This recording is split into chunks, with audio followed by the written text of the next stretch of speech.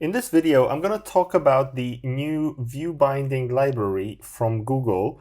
They have released this last year, and it basically replaces all other view interaction libraries that we have been using so far. Now, in this video, we're going to have a brief discussion of what it is, how we use it, and why it was implemented the way it was. And then we're going to go to Android Studio and have an actual project to show you the exact implementation. In this video, I'm quite limited to the amount of information I can provide, but if you want more, have a look at the links in the description where I give more information about view binding and about Android development in general.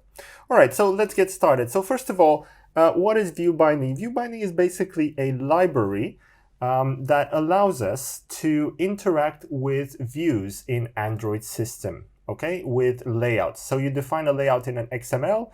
View binding basically will create a class from that layout and allow us to interact with the views as an object rather than how we used to do it before. So before we had multiple options. We had either find view by ID to locate individual elements from our views.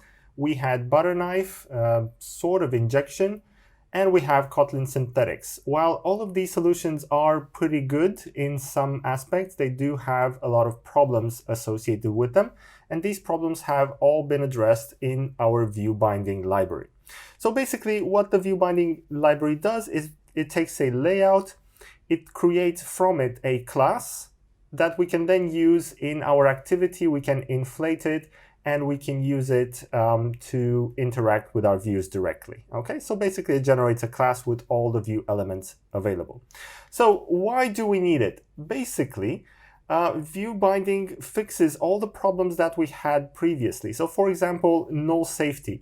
In view binding, we can be sure that the elements that we get are going to be null safe. That is, we're not going to have a null pointer exception occurring at some point in the code. This used to not be the case in any of the other libraries and any other solutions in interacting with views. So for example, Kotlin synthetics, you cannot be sure that you interact with the right element that you are looking for. Okay, type safety as well, that used to be quite a big problem. We could not be sure that the type that we are getting is exactly the type that we are looking for. Okay, so with find view by ID, for example, we have to specify the exact type that we are expecting, and that might cause a problem on occasion. The same thing for synthetics. You could import a element with the same ID but from a different layout that you are not intending, and that will give you a type problem. Okay, you're not going to get the same type that you are looking for. View binding works in both Kotlin and Java, which is not the case for Kotlin synthetics. And then it's quite efficient in code. So we have code generated for us, and it is quite easy to implement. All right, so let's move to Android Studio and create a new project just to see how that works. So I'm going to create an empty activity, and I'm going to give this a name here. I'm going to say YT view binding. Okay, and I'm going to put a link to a GitHub repository where I'm going to put this code. I'm going to put that in the description as well. Okay, so once that has finished building, the first thing we need to do is we need to enable the flag that tells the system we want to use the view binding library. And we're going to do that in our build.gradle, in our module build.gradle file. Okay, so here inside the Android block, down below here somewhere, I'm going to put build features. And inside here, I'm going to enable the view binding equals true flag. Okay, so I'm going to enable this flag. What this does is basically it allows Android system to know, let me just sync that for now, to know that we want to use the view binding. It will enable it, and it will basically generate classes from all our layouts. In this case, we're going to have only one layout. but we will get a class generated from this layout. So I'm going to implement a very simple application. I'm just going to have a text view here and a button.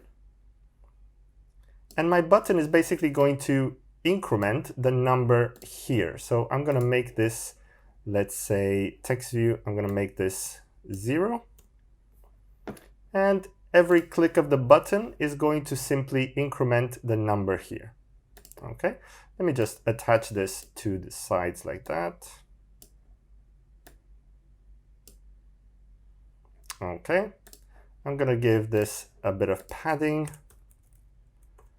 10 dp, and same for the button, 10 dp. Okay, so this has an ID of counter, let's say, and this has an ID of increment button.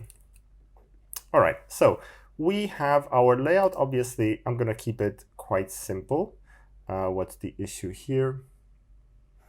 All right, the ID is wrong. So if I change this ID, I need to change this ID. Counter, okay. Right, so I have my button, I have my text view. So in the activity then, I'm going to have my class available, my binding class available. So here at the top, I can simply retrieve it quite easily. So I'm going to call this a private late init var binding. And I'm going to put this as a type. And here we have our automatically generated class. I'm going to have activity main binding. Okay, that's the class that was generated by the Viewbinding library. Now, in order to initialize this, I'm going to go into my onCreate and I'm going to say binding equals activity main binding dot inflate, and I'm going to simply pass the inflator here. Layout inflator. Okay. And then when we set the content view, we no longer need to pass the ID here. We can simply say binding dot root. Okay, so we have our binding inside our activity class. Now, let's override the onStart method. And here we're going to bind to the element. So the way we interact with the view elements here is we simply say binding dot counter and increment button. So you can see here that we have objects. In this object, we have the two elements of our layout. Okay, so I have my increment button here, and I'm going to say dot onClick listener. And here I'm going to create a private var counter that I'm going to set to 0 for now. Now, when I click this button, I'm going to increment the counter and I'm going to update the text view. So binding dot counter dot text is going to be my counter. That doesn't work, dot toString. Okay, so I'm simply going to put the text here as toString. So that is basically it. That's a simple application, but it just shows you how we can interact with the elements of our layout. If we just run this only to test it out to see that it works fine.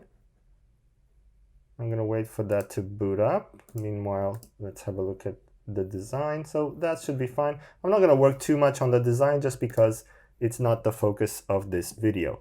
Now I'm just going to wait for it to build and I'm going to pause the video and resume when it's finished building.